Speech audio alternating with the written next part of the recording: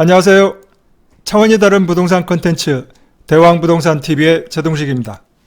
이번 영상은 이렇게 주택 매수하면 무조건 세금조사, 소득세, 법인세, 증여세 추징이라고 하는 주제입니다. 12월 7일 국세청에서 발표한 보도자료인데요. 2020년도 세무조사가 마무리되어감에 따라 부동산 거래 관련 세무조사 추징 경과를 알리고 발생하기 쉬운 추징 사례를 발표한 내용입니다. 총 8가지 사례인데요. 각 사례들을 시청해 보시면 저렇게 하니까 당연히 걸리지, 세무서에서 모르겠지, 별일 없겠지 라고 생각하고 고가주택을 매수했을 겁니다. 우리나라 세무공무원들을 너무 우습게 본 거죠. 지금 바로 시작하겠습니다. 시작하기 전에 구독과 좋아요, 알림 설정 꼭 눌러주세요. 보도자료 주요 내용입니다. 이 부동산 거래 관련 세무조사를 했었는데요. 그동안 올해 총 7차례 1543명을 동시에 조사해서 현재까지 1203억 원을 추징하였다고 합니다. 올해 부동산 시장이 매우 뜨거웠는데요. 거기에 따라서 이 변칙적 탈루 행위가 증가해서 거기에 따른 신속한 대응을 했다고 합니다. 국세청에서 발표한 총 8가지 사례를 하나하나 살펴보겠습니다. 첫 번째 사례인데요. 친인척 차용을 가장한 우회증여입니다.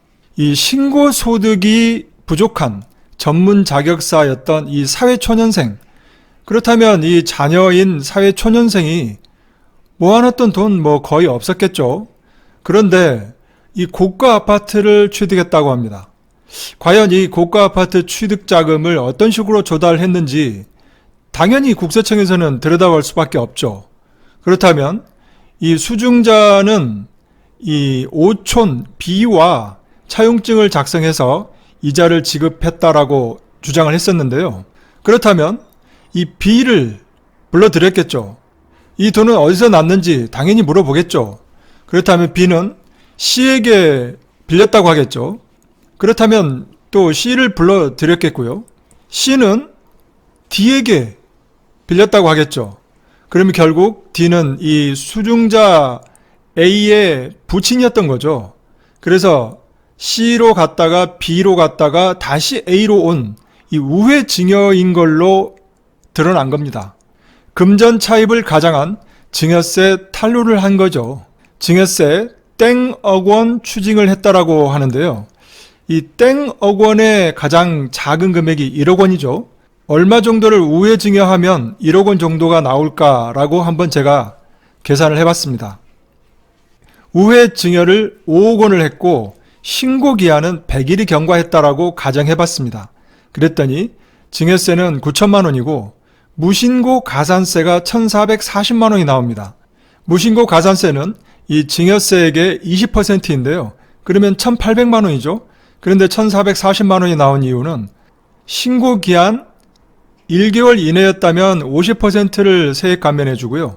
1개월에서 6개월 이내였다면 20%의 세액 감면이 있습니다. 그걸 적용해 보니까 1,440만 원이 나왔고, 이 불성실 납부 가산세, 이것은 신고 기한 1일당 만분의 2.5원입니다. 증여세 곱하기 신고 기한이 지난 이 100일 곱하기 만분의 2.5원 하게 되면 225만 원이 나옵니다. 그래서 이 세 가지를 모두 합하니까 1억 665만 원이 나왔습니다. 대략 추정해보면 1억 원 정도라고 추징이 됐다라고 하면 약 5억 원 정도의 우회 증여가 있다라고 보면 될 것 같습니다. 이 부분이 많이 궁금하셨죠, 여러분들도? 자, 두 번째 사례인데요. 허위 차용 계약서를 작성했다고 합니다.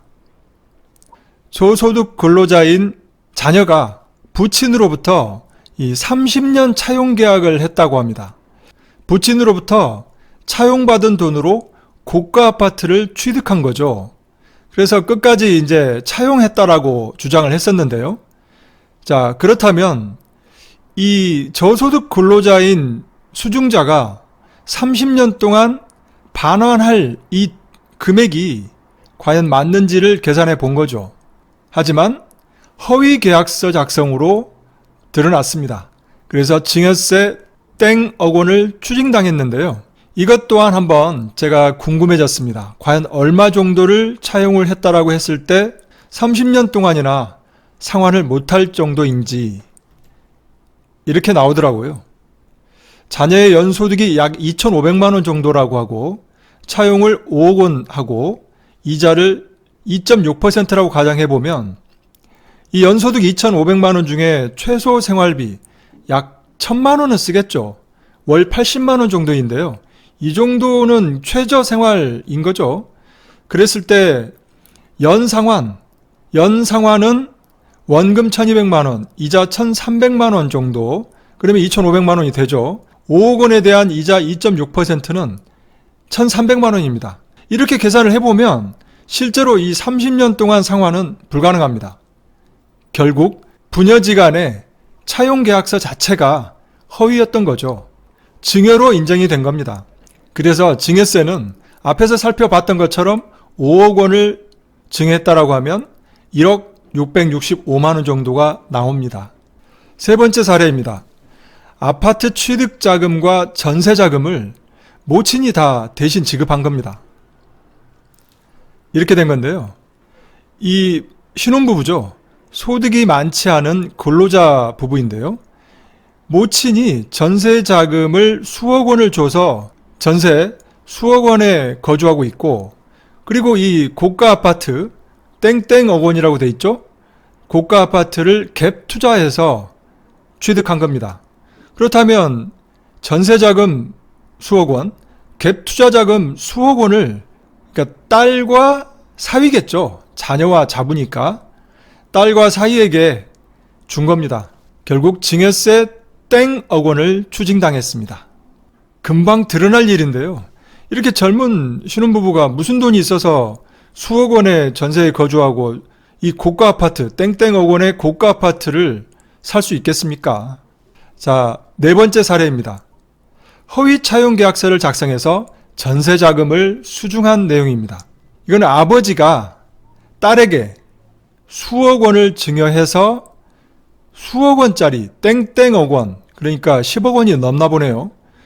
땡땡억 원 고가 아파트에 전세 계약을 해서 살고 있던 거죠.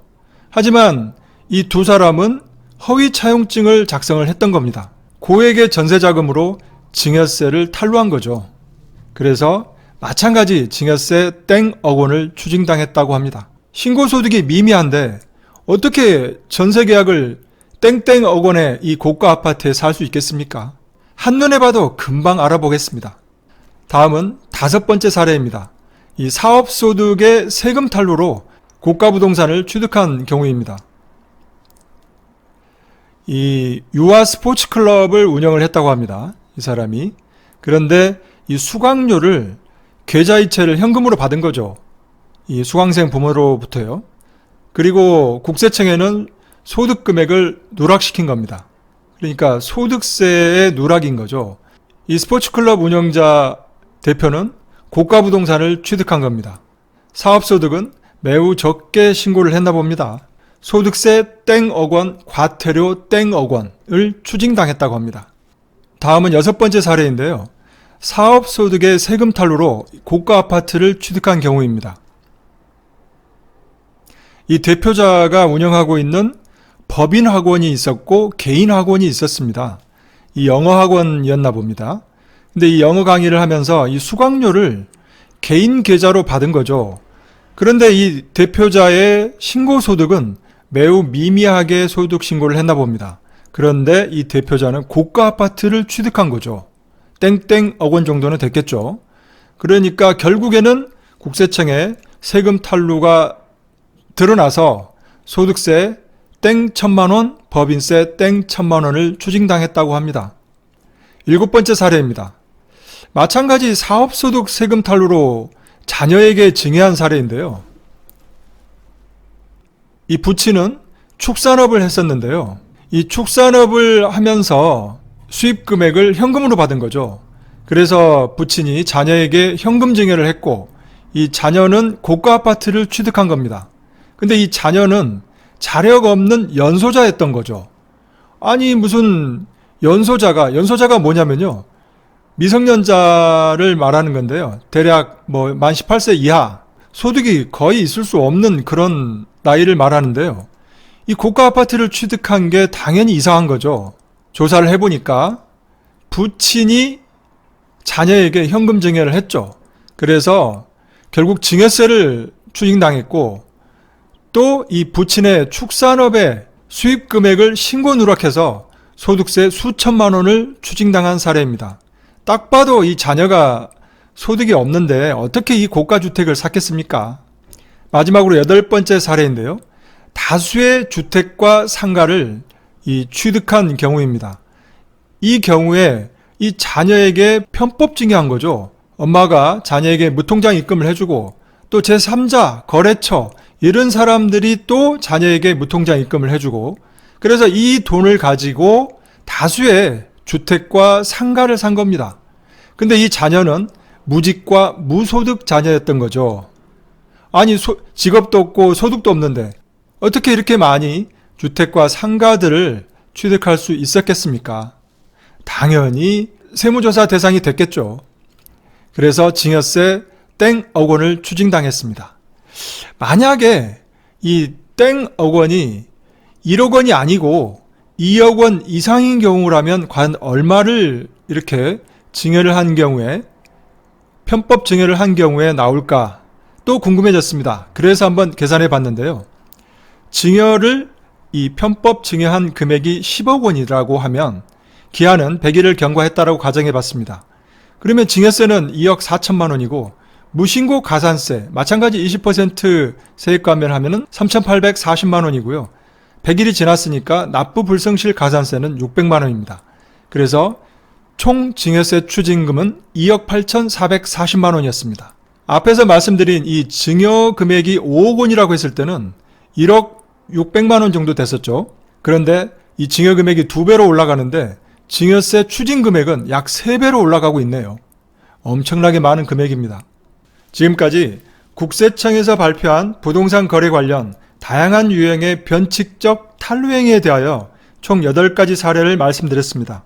이 세무조사 대상은 고가주택을 취득한 자, 또 고액 전세입자, 다주택 취득자, 부동산업 법인, 연소자 외국인 분양권 취득, 채무이용 편법 증여에 대해서 그동안 세무조사 대상이 되었고요. 여기에서 이 변칙적 탈세 혐의자로 인정이 되면 세금 추징을 하였던 겁니다. 고가주택을 매수할 때 확실한 자금 조달 계획을 세우고 세무 전문가와 반드시 상의한 후에 거래를 하시기 바랍니다. 감사합니다. 많은 도움이 되셨다면 구독과 좋아요 버튼 꼭 눌러주시고요. 더 좋은 콘텐츠를 올리는데 큰 힘이 되겠습니다. 감사합니다.